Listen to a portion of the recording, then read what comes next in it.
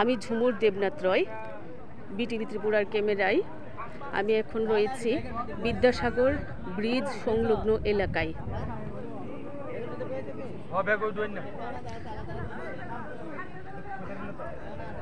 পুরো এলাকা প্রায় জলমগ্ন অবস্থায়, বাড়িঘর প্রায় জলের তলায়।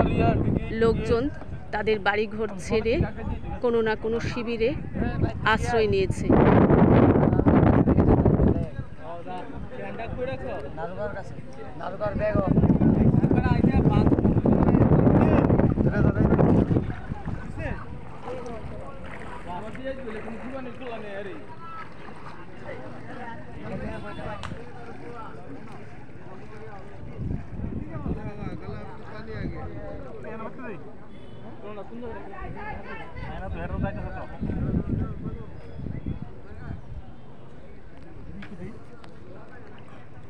পরিস্থিতি এখন কেমন আছে দাদা?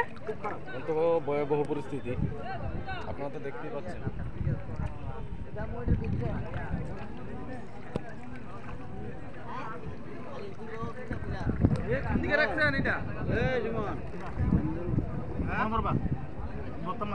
আরে জায়গা টাকা সব জঙ্গলা টঙ্গলা পরিষ্কার করছে আমি কাটিয়া। হ্যাঁ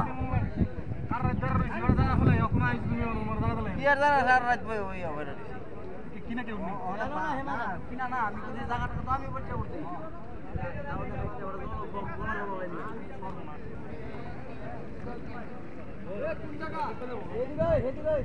ভয়াবহ পরিস্থিতি কি বলবো, মানে আমাদের এখানে মানে এত জলে জল কিছু বুঝতে পারতাম না কোথা থেকে যে আসলো। আর কি বলবো এখানে আমার কাছে বলার মতো আর কিছু নেই। এমনিতে বাড়ি প্রশাসনের পুরো এলাকায় প্রায় জলমগ্ন অবস্থায়।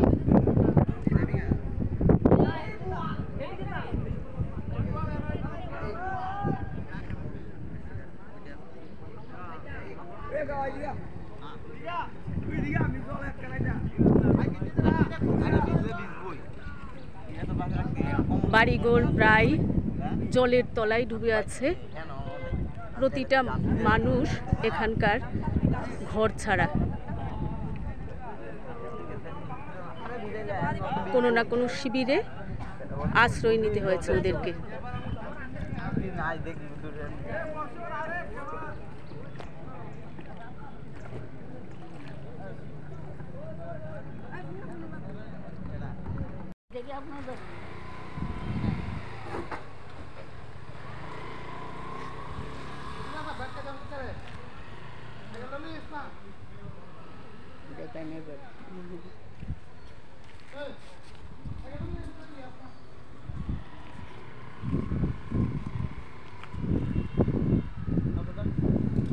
বিটিভি ত্রিপুরার ক্যামেরায় আমি এখন রয়েছি কলেজটিলা প্রফেসর পাড়ায়।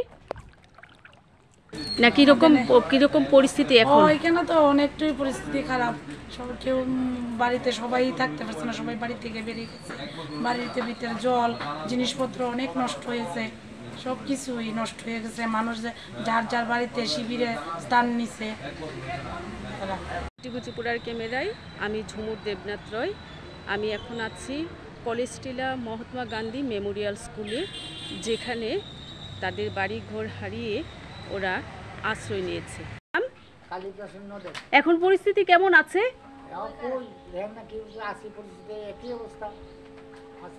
না রান্না বান্না চুলাই টুলা সব জল টলতে সাংঘাতিক অবস্থা। না ঘরতে বাড়িতে পারি, হাট করতাম পারি, বাজার করতাম পারি, কিছু করতাম পারি না।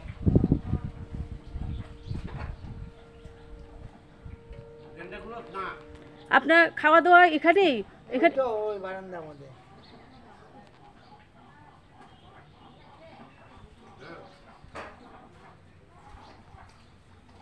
কতবার মিউনিসিপালিটি করলাম এইদিকে আমরা একটা ড্রেন করে দেন, জলে আমরা জলটা ঢুকলে সহজে বাইতেছে না, কই কারো কানে লাগে না। কিন্তু ভোটের সময় আজ রাত আমার দেন ভুট্টা গেলে পরে দেখুন, তারপরে বুঝাঙ্গ বুঝছেন সমস্ত ঘরে, খালি এই ঘরটা বাদে।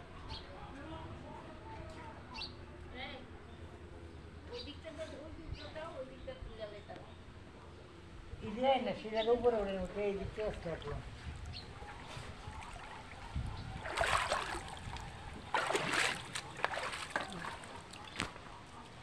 গরু আছিল নতুন গরু ভেঙে যাইবে প্রচন্ড জল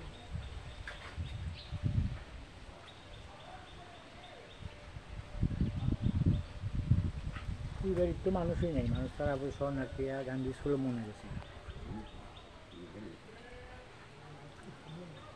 সত্যি প্রকৃতির কাছে আমরা সকলে নতজানু।